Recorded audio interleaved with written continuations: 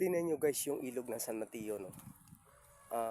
Nung nakarang taon ay nag-vlog po din tayo. So balit nung nakarang pang mga buwan another ulit tayo nag-vlog. Ito po guys yung ilog ng San Mateo, no? Yan, medyo may kulay. So balit ay marami pong naliligo dito. Maganda po guys na mamasyal dito at tanaw na tanaw mo po yung mga kabundukan, no? Kaya lang yung ating pagkukuber ngayon ay medyo hindi maganda ang panahon, medyo makulimlim at medyo maambon-ambon nga din. So balit ay tuloy po tayo, no, sa ating pagko-content. Ito guys yung mga nature nasa tabi po ng ilog, sa mga pangpang. Ay medyo siguro nung nagbaha nito ay hindi guro yata naabot, no. Dahil nung nakarang week ay talagang araw-araw at gabi ang ulan. So binaha ito. Sapagkat nung time po guys na tayo nag-vlog dito ay hindi ganon ka linis yung paligid. So yun, tingnan nyo guys sa dulo, no. Tingnan po natin, no. Yun ang tatawag nilang ibon na dagak, so, kulay puti, no. Yan, ito guys yung mga ibon at iba-ibang mga hayop ay dito po yan sila umiinom or naghahanap ng makakain. So balit guys yung sa ating lalakad dito sa pangpang ng ilog ng San Mateo, parang may napapansin po ako guys na medyo malangsa. May malangsa ang amoy. Hindi ko lang alam kung putik po yan o anong bagay, dahil nalalasap ko po yung amoy. At alam nyo guys, ang ganda dito. Tingnan nyo yung simoy ng hangin, no? Malamig. At medyo malawak ang matatanaw mo sa iba't ibang mga malalayong area, no. So ito mabato tong area. Makita mo yung mga bato dito guys ay mga buhay, no. Ayan po ay tayo ngayon mga kalodsilo, sinusubukan po natin na makakakuha pa tayo ng ibang magagandang area, no. So guys, yan po yung pinanggalingan po namin na lugar ng patag, no. Yan po yung area din na Builago.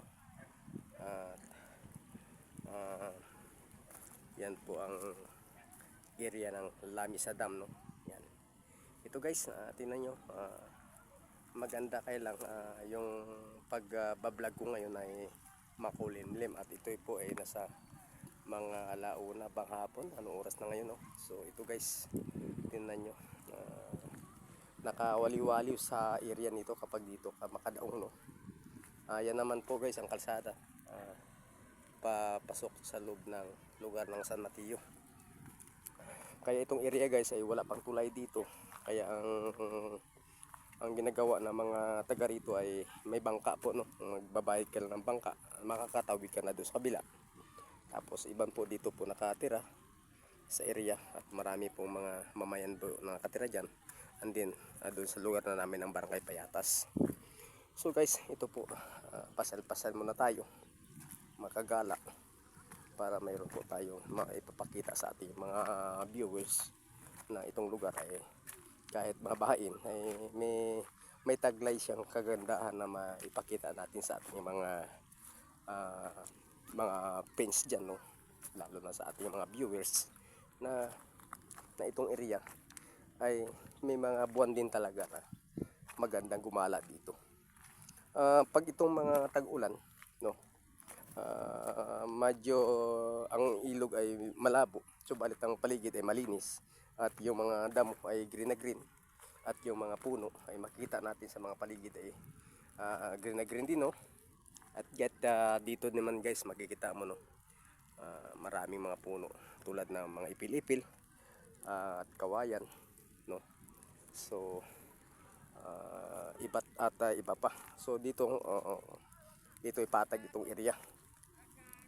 Kaya wala na akong ibang pwedeng puntahan dahil doon sa dulo marami din po naliligo doon, no.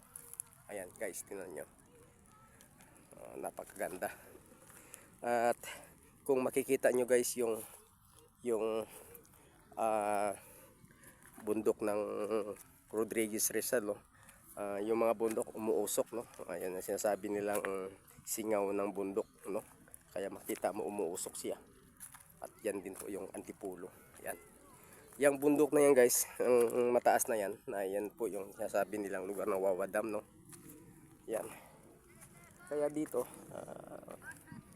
pag may time, maganda magbanding-banding at mapapasyal. Subalit yung hindi ko lang magaranti sa inyo na yung tubig ay hindi ganun kalinis. Hindi tulad din sa ibang lugar na nung aming pinuntahan, tulad ng ilog ng Sitio Bangkal at Sitio Puray, ay malinis po ang tubig doon. Dahil yan po doon ay medyo malalayo pa sa mga mamayan, no? Dahil bundok po doon.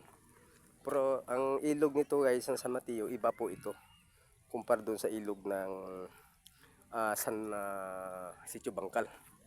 Ito hindi ko alam guys kung saan po pinakadulo nito. Ang alam ko lang ito guys ay ayan, ay papuntang Pasig River, no? Ito po, no? Ito po yung tungo nito ng tubig ng San Mateo. Kaya guys, tingnan niyo po, yan po ang mga area ng mga subdivision.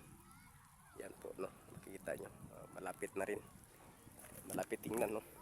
Sige, sige sa inyo mga kalod, maraming salamat po sa inyo muli.